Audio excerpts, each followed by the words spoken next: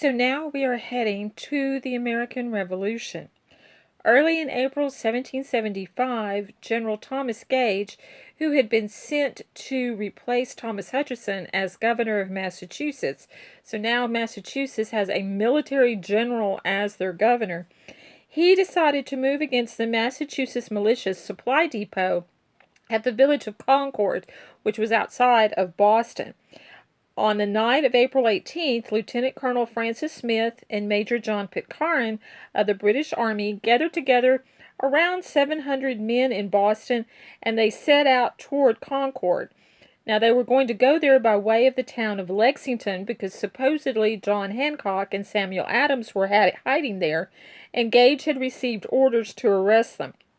Hancock was a very wealthy merchant in Boston, and Samuel Adams was cozying up to him, hoping that he could get money from him to help fund his propaganda activities and kind of the push that he was already making towards independence. So Adams tried to stay close to Hancock at all times. And of course, Adams had been behind a lot of the bad publicity that the British had received as a result of the Boston Massacre, and was kind of thought of as being the man behind the Sons of Liberty. So the British were thinking it's time to kind of arrest him and put a muzzle on him so that he doesn't keep agitating the population. So these troops are going to go to Lexington, arrest Hancock and Adams, and then go on to Concord to capture the military supplies that supposedly the Massachusetts militia had there. They had this idea that they could leave Boston quietly in the middle of the night and nobody would know. They were completely wrong on that score because Paul Revere had set up a spy network throughout all of Massachusetts and had spies throughout Boston. These soldiers were not, a soldier was not going to move anywhere without one of Revere's spies knowing about it. So they're watching these troops. So when they head out, Revere and another man named William Dawes, who was a tanner, set out to warn the population in these villages that the British were coming. Now, it's always been this tale that he went riding through the night yelling, "The British are coming, the British are coming." Had he done that, the people in those villages would have thought that he was crazy because they really still considered themselves to be British. So they would have been wondering, what is he talking about? Instead of saying the British are coming, he said the regulars are coming. That meant the regular army was out and about and that people needed to be aware of that. Revere is going to become famous for this ride because of a poem that is written decades later. And that poem will kind of give you the idea that Revere was the only one out and about that night, but he wasn't. Dawes was with him. They are also going to get the help of a man named Dr. Samuel Prescott, who is actually an ancestor of George Bush. And they're going to get him to help warn people. Revere is not actually going to make it all the way to Concord. He's going to be stopped by British troops and held. He does get to Lexington in time to warn Hancock and Adams, but it's so close in getting them out. They're basically going out one side of town as the British troops are actually marching into the other side. When those British troops arrive at Lexington on April 19th, they find Captain John Parker and about 70 Minutemen lined up on the village square at Lexington. They were called Minutemen. These were the militia because supposedly when the call would go out for them to come for duty, they were supposed to be able to show up within a minute.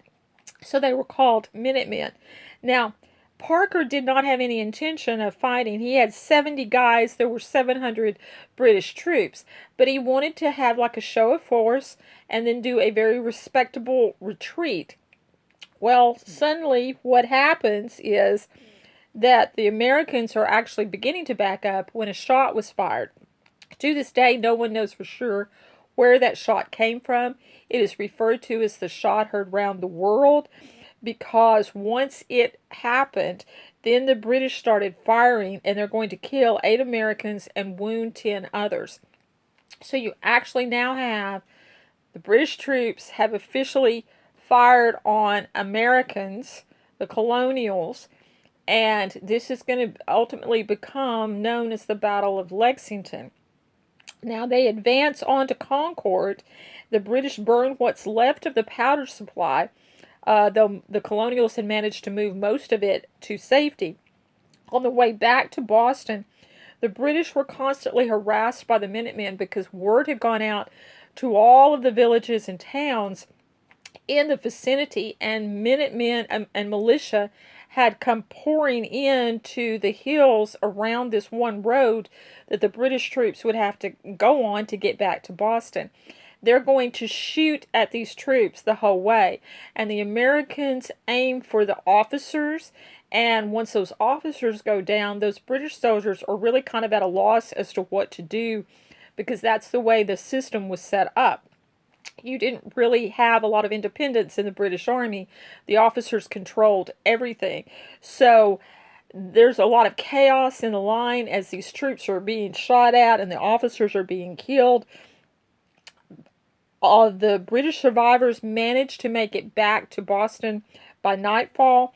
They had lost 273 men along the way.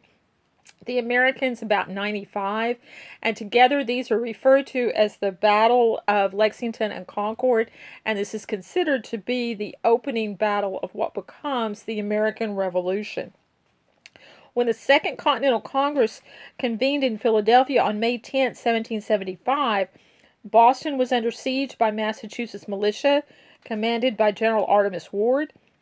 7 days after it met, Fort Ticonderoga in New York was surprised and taken by a force of Green Mountain Boys, as they were called, under Ethan Allen of Vermont, and Massachusetts volunteers under Benedict Arnold of Connecticut. Now, Congress had wanted this to be a defensive war, but this attack kind of changed that policy. It's going to be a very important victory for the Americans that they took Fort Ticonderoga, because they are going to get a lot of cannon that they did not have, and this is going to prove to be significant. Fighting continues in New England. On June 16th, American forces began fortifying the high ground overlooking Boston. Originally, they had decided to fortify Bunker's Hill, but Ward changed his mind and decided to fight on Breed's Hill, the closest to Boston. However, he didn't change his mind soon enough for this battle to become known as the Battle of Breed's Hill, which it should have been. Instead, it's going to be known as the Battle of Bunker Hill, and it will take place on June 17th. There were three generals that had come to help Gage: Sir William Howe, Sir Henry Clinton, and John Burgoyne. At the urging of Clinton, Gage ordered a frontal assault by his forces. They are going to do this 3 times, going uphill against fortified troops, before the Americans, running out of powder, are forced to retreat. The British finally did a bayonet charge, and in those days, if you wanted militia to run, guys that weren't trained particularly well, if they saw a bayonet force coming towards them, they generally would run at the side of the bayonets. Because basically, troops were trained to stab you in the stomach with your bayonet, twist and turn and pull it out, and if that didn't kill you alone, the germs that you would get probably would finish you off. The colonials lost about 400 men in casualties and prisoners, but the British lost over 1,000. And it was said in England at the time that if they had any more victories like that, they were going to lose the war. And of course, ultimately that happens. In March of the following year, American forces, now under the command of George Washington, who had been appointed by the Continental Congress, the idea being he was from Virginia, so this would make this more of a colonial fight for independence rather than just being New England. He brings Boston under threat of bombardment. They brought in this kind of wonderful feat in the winter. They brought those cannon from Fort Ticonderoga and set them up on the hills overlooking the town of Boston. And that caused General Howe to decide that he needed to retreat and take his troops out of the city, which he does. And you're also going to have a lot of the loyalists are going to leave and go with him because they didn't know exactly what was going to happen to them if they stayed. And so they're going to go too. And so then Boston will come back under the control of the Patriots. Continental Congress starts to kind of set up a government. They hadn't yet taken that final step towards independence.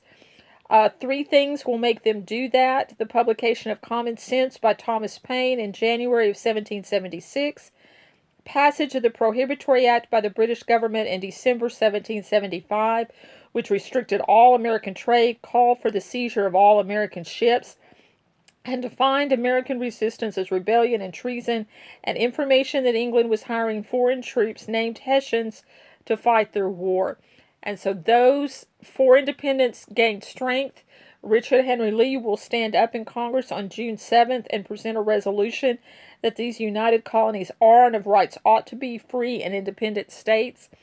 And they will then decide that they need to form a committee to prepare a document kind of showing to the world why they are going to go for independence. And we'll discuss that in the next session.